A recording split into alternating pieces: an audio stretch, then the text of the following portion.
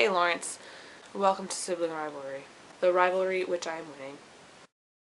So I'm always using a different background, FYI, because A, I'm looking for good lighting, B, I'm looking for a not too distracting background, and C, I realize that The Office makes me have allergies. And then I have to stop doing what I'm doing and blow my nose every 2 seconds. So on the subject of jobs and careers and money and such, I thought it was interesting what you said about taking a job, even if it's not exactly what you would like to be doing, maybe, because having an opportunity now is better than maybe having one later. Sometimes you have to say yes to everything that comes your way in order to keep your momentum and further your career. For a very long time, I was only really doing one thing, and I was not saying yes to other things very much. But what I was doing was enough at the time, so really it wasn't a problem. Lately I've realized that, and I think it comes to you. You don't have to force it. When it's time, you know. And I realized it was time to take the next step. It was time to not be only doing one thing, the same thing that I've been doing for 7 years.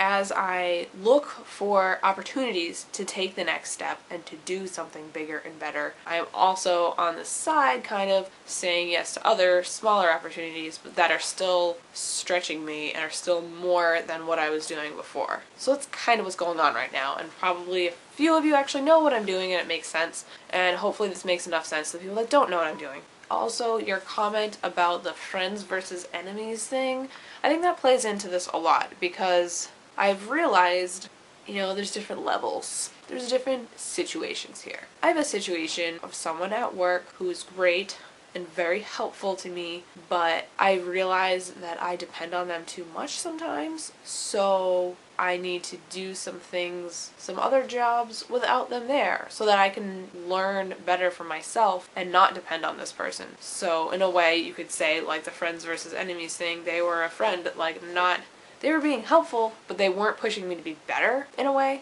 But also, I feel as though your reasoning is slightly flawed, because I had an opportunity to take a big step in my career, and it didn't end up happening, but I was going to have a friend there, and that was going to be so helpful, because rather than be with a bunch of strangers and just be floundering, I was going to have a friend that I could be like, what the heck is happening? Can you explain this to me? Or whatever. Like, somebody that knows me and knows the situation and would be able to help me through. So in that sense, I feel like the friend was better than having an enemy. But I was thinking that maybe I would say it's friends versus family. Okay.